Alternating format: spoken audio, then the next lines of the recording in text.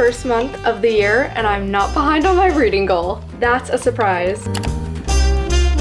Hello beautiful people and welcome back to my YouTube channel. If you guys are new here, my name is Gianna Lian and today I'm bringing you guys my January reading wrap up. This month was really good, you guys. Like, I was shocked at how many books I got through this month, and like starting the year with one of my best reading months that I can say like in a while.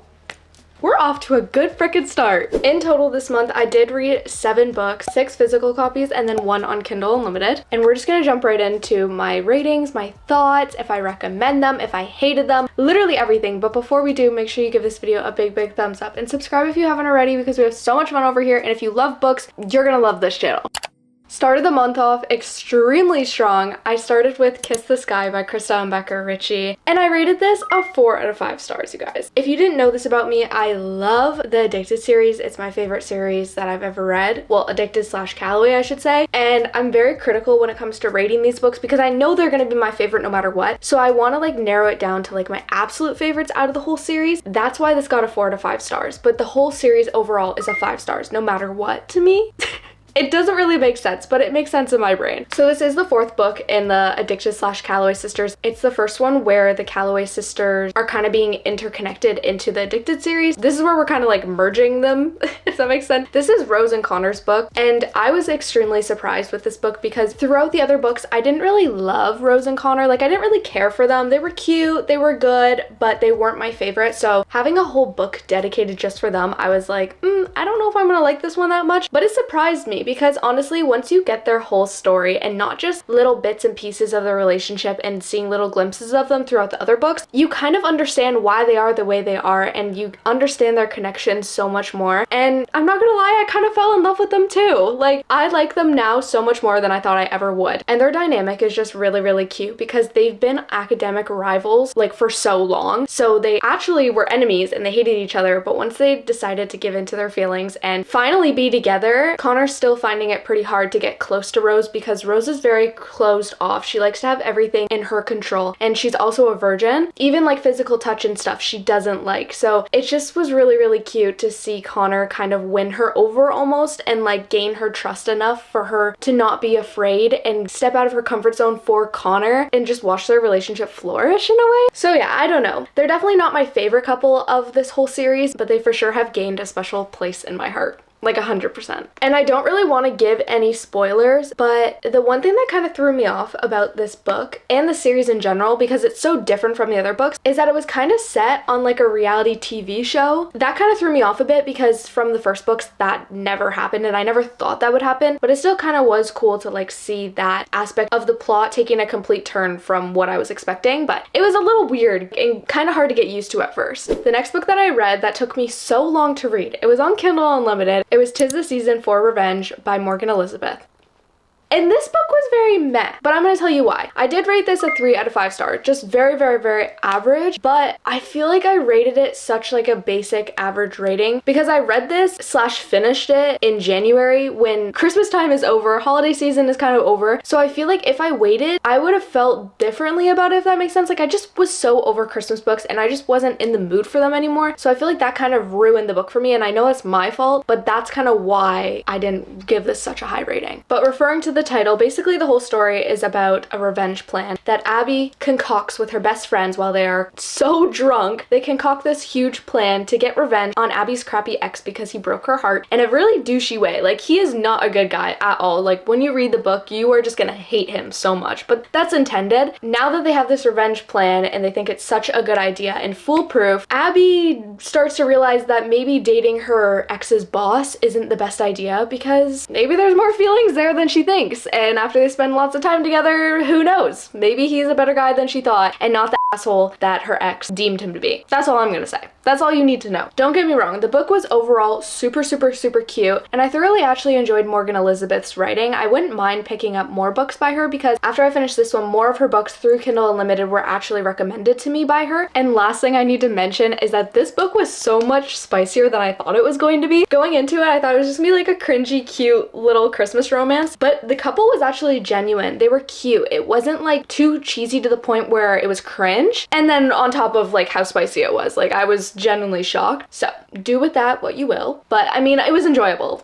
obviously. The next book I read had me traumatized. If you guys watched this reading vlog, you saw my whole reaction on me reading this, the ending, all the ups and downs of my emotions and stuff. Anyways, The Butterfly Garden by Dot Hutchinson. I don't currently have the physical copy, but I rated this a 3.5 out of 5 stars. And that's only because I feel like I literally could not give this book anything higher than that because of how utterly messed up and disturbing it was. Like, still thinking back to it, I get chills. I feel nauseous. This book kind of just did something to me that it was not enjoyable. Let's just say that. And I feel like I can't really give you like a proper synopsis without either ruining something or for it to completely make sense. But basically there's a man and he's known as like the gardener, and he basically kidnaps girls and puts them in his man-made garden that's basically a warehouse, but he's turned it into like a tropical stay and keeps his butterflies in there as like kind of prisoners. When his butterflies kind of arrive, he tattoos butterfly wings on the back of them, and he'll tattoo a different type of butterfly depending on like what the girls look like or something. So that's like the first thing. And then he obviously like physically abuses them, sexually abuses them, and they're basically just held as prisoners. Like, they are being tortured and kept there against their will. So the book is just so dark, and that's all I'm kind of gonna say because I personally don't feel comfortable talking about the things that went on in that book again because of how just terrible it made me feel. I knew it was going to be dark, and I knew it was definitely not just a regular book that anyone could pick up, but I wasn't expecting it to be that graphic and that disgusting. And like, I want to say that the book was beautifully written by the author because how he kind of told the story was really well done, but just the contents of the book kind of ruined it. And I know that's not the author's fault, so check trigger warnings if you ever dare to pick up this book. I mean, I personally truly do not recommend you do, because like I said in the reading vlog, this book made me feel extremely uncomfortable and nauseous after finishing it. Even days after, it was hard for me to pick up other books, even if it was the fluffiest romance ever, because I just was so internally disgusted with still finishing that book. Like, it was very hard for me to just move on from it and forget about it because the contents in the book you can't just forget about, you know? I don't really recommend this book, but then again, if you're up for a challenge and you want to read something very dark and disturbing, that's the book for you. Then after I finished that, I tried picking up the fluffiest romance I had on my shelf. Betting on You by Lynn Painter, and this is one of her newer releases, and as soon as I got my hands on it, I knew I was gonna read it like ASAP. And look at the cover. Lynn Painter never fails to do a gorgeous cover, let's be honest here. But I did end up rating this a 4.5 out of 5 stars. I absolutely love this. There were just a few things that obviously made me not give it a 5 stars, but overall, like, I still truly recommend this book to you guys because it was just so cute. Lynn Painter's writing, I forget how funny it is every single time I read it. Her banter is absolutely amazing, and just how cringy they are, but in the best way possible. But the book basically follows Bailey and Charlie, and they met 3 years ago, and they didn't get off to the best start. At the beginning of the book, it kind of flashes back from 3 years ago to 1 year ago and then to the present. So they ran into each other over the years a few times before it sticks to the present, and they still, every single time they run into each other, they are not fans of each other. They make fun of each other. It's just kind of like an ongoing banter thing. They officially reunite when Bailey and Charlie are at a job interview with a bunch of other people, and they end up working the same job. And that's kind of how the story starts. A few bets later, lots of family drama with a new boyfriend in the mix. There's just a whole lot of drama in this book, but like in the best way possible. But because I haven't really read a YA romance in a while, I did forget how not so much cringy but immature. Like, the characters were extremely immature, especially Bailey. That's one thing I didn't really like, but then again, I knew it was kind of gonna be like that. It wasn't really a big factor of me not liking the book. And surprisingly, I don't know why, but I felt like this was kind of like more of a slow burn, because if I'm being completely for real with you guys, we didn't know like the final answer of what was gonna happen until probably the last like 15 pages of the book, and I'm not used to that because I needed to know the answer and then I needed the happily ever after for a bit longer. So yeah, I don't know, it was just an extremely slow burn, and I'm not used to reading those, so it kind of caught me off guard at the beginning, but honestly I kind of enjoyed it. I'd be open to picking up more slow burns in the future for sure, but highly recommend this book to you guys and all of Lynn Painter's other books. She's one of my favorite authors and her books just never disappoint me. The next book was also a pretty big anticipated release for me. I did read As Good as Dead by Holly Jackson, which is the last book in the Good Girls Guide to Murder series, so I officially completed it, you guys, and I don't know how to feel about it. I rated this a 4 out of 5 stars. This book, you guys weren't kidding about it. So let's just say, because it's the last one in the series, I don't want to give too much away, but let's just say Pip has picked up yet another mystery. We're not surprised here, but let's just say it's a little bit different than her having to save someone else. ...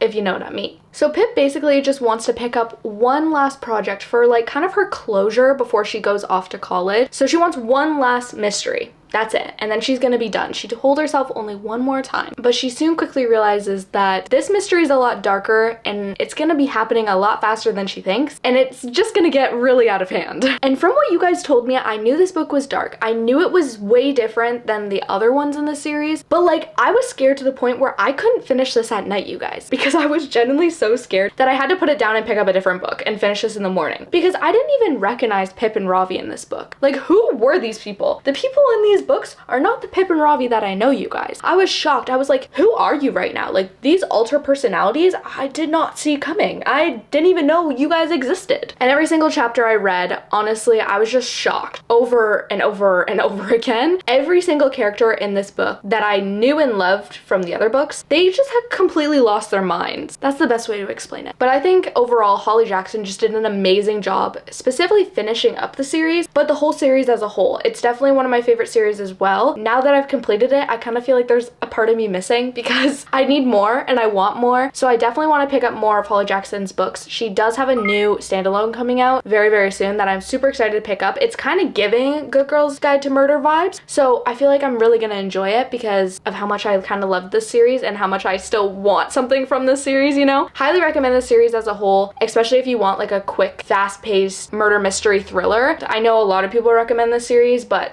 you can take my word for it and just pick it up and read it. It's so good. Moving on to a very, very, very amazing book that I read this month that I still can't stop thinking about. Like, I keep going back to all my quotes and just literally wanting to cry. Beautiful Disaster by Jamie McGuire. I finally read it, you guys. I know it wasn't on my TBR this month, but I just had to read it. Something in me just drew me into the book and was like, you need to read this book this month. So I was like, okay, we're gonna give it a try. Why not? Seems interesting, you know? You guys, I rated this a 5 out of 5 stars. Best book of the month. I fell in love with this. If you guys have watched my other videos, you probably know how much I love Tell Me Lies by Carola Levering. And this book kind of reminded me of it and gave me the feels when I read that book. And that was a 5 stars that I read last year. So kind of having that to look back on in this book and have Tell Me Lies in the back of my head, it just made me so happy. So we obviously have like a toxic romance. It's not toxic to the point where it's like annoying or very aggressive, but it is toxic. There's a lot of miscommunication. There's a lot of back and forth. There's a lot of tears and breaking up and getting back together and breaking up and getting back together. You guys will realize that when you read this book, but it was just so freaking perfect. There's not a single flaw that I can really say about this book. I love the writing. I love the characters to an extent. I loved everything that went on in this book. The layout of the book, it was perfection. That is the best way I can explain this to you, but it is giving like bad boy romance, campus romance, everything you could possibly want in this book. Travis has my heart, but he's like an underground fighter that participates in fights that are like hosted by this like small group, and people make bets to see who's gonna win the fight. So that's how he kind of makes his like income, I would say, while he's still in school, because he's known as Mad Dog Maddox and like the best fighter. So everyone wants to compete against him and bet against him and stuff like that. So that's Travis. And then Abby is just trying to run away from her past. She went to this college to get away from her past and leave everything behind and kind of get a fresh new start. So she's kind of creating this new version of herself that she wants to be to get away from that old life and stuff. So she's kind of the goody-goody. She doesn't really want to get caught up in the bad boys, but it's Travis, and she realizes soon that he is just too irresistible. So yeah, that's all I'm gonna tell you. Just read the freaking book. It's so good. Like, I'm still just blushing from all the quotes and stuff like that. But one thing I can say is no matter how cute the book was, how it had me on the edge of my seat because of how much miscommunication and back and forth there was, I almost cried like twice in this book, you guys. And I don't cry from romances. I don't cry from books in general. It's just like not something that's happened before, besides one book. But like, I was on the verge of tears during this book. It had me on the edge of the seat like a thriller. And this is not a thriller at all.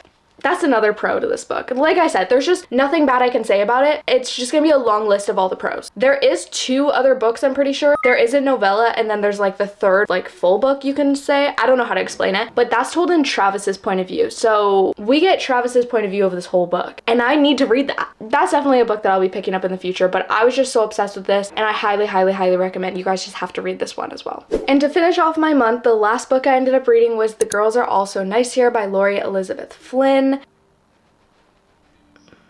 I didn't love this book, you guys. It genuinely disappointed me and was such a big letdown to finish off my month. But I ended up rating this a 2.75 out of 5 stars. I didn't want to be super critical. I would have wanted to rate it like 2.5 most, but then I thought back on it and I was like, it still kept me hooked, and I did read this book in a day. And like for me, that doesn't happen very often, so it kept me hooked to the point where I just like blew through it. But I feel like the reason I did that was because I didn't really care about the settings, I didn't care about the characters, I didn't care about the plot. I just wanted to know an answer. Like, it didn't matter what was going on in the book, I just needed an answer. So I feel like that's why I just kind of flew through it. But the book has the overall topic of toxic friendships, specifically like mean girls and groups of mean girls. And the book kind of switches between past and present, and the past is kind of leading up to the present. There was a lot of things that went down in Am's post-secondary school life, kind of living on campus and becoming a new version of herself. I mean, that's what she tried to do. So because there were so much things in the past, the present is now here, and she kind of left that past life behind, and she's created a whole different version of herself, and now she's happily married and she's living a completely different life now, and kind of just shoved her past to the side. But now 10 years later, when she's happily married, they have the 10-year reunion for her post-secondary school, and her husband convinces her to go, and she hasn't talked to anyone from that school. She hasn't even thought about it really. So going back to this college, there's obviously a lot of things that are going to happen, a lot of things from the past that are going to come up to bite her in the bum that she ran away from. So I don't know. The concept was kind of cool, but I just hated the main character, and I'm pretty sure the author intended to do that, but like I just couldn't get behind the main character. Like, she just made me so angry. I didn't like her, and she wasn't enjoyable to read about. And another thing was just the author's writing. It was very different to me, and normally when that happens, I can slowly get into it and figure out, okay, like I'm getting used to the author's writing now, like, and then it just starts to flow. But this one, no matter how much I kept reading, I just wasn't vibing with the author's writing and just like how she laid out the book in general, because in my opinion, it was just so all over the place to the point where I was reading and confused, and then I kind of understood, and then she lost me again. Like, I just was completely lost throughout the whole entire book, and I hate when books do that. That's one of my biggest book icks in my opinion, and I know sometimes it's not the author's fault, but with this one I felt like it just wasn't in my control, to the point where no matter how hard I tried to like really slow down and understand what was going on, I just couldn't, because the plot was thrown all over the place. So I don't know. I don't really know how to explain my thoughts completely on this book just because of how much I didn't really like it, so I don't want to completely rip the book apart if I haven't already. But yeah, I don't really see myself picking up another one of Laurie Elizabeth Flynn's books, at least for a while. I mean, maybe if a different one kind of catches my eye down the line, I'll maybe give her another chance, but it wasn't my favorite. I just didn't vibe with it. So sadly, not the best book ended off our month, but overall, I'd say we had a pretty good month.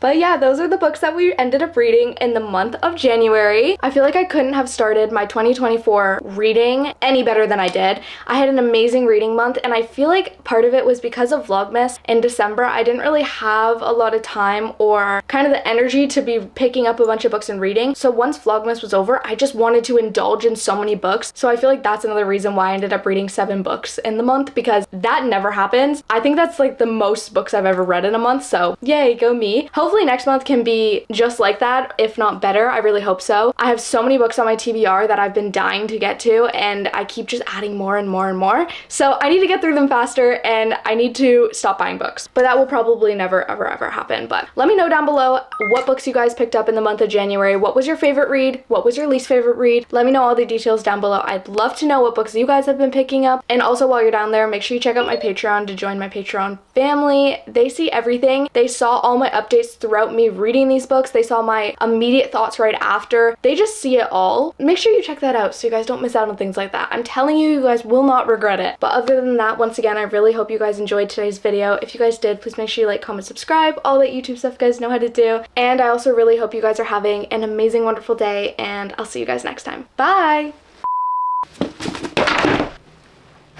Amazing way to start the video. Ooh, 222, make a wish. Notes. Coffee intermission. My hair's like not all the way dry, and it's making me upset. Is it dual POV? Is that her name? What is her name? You know?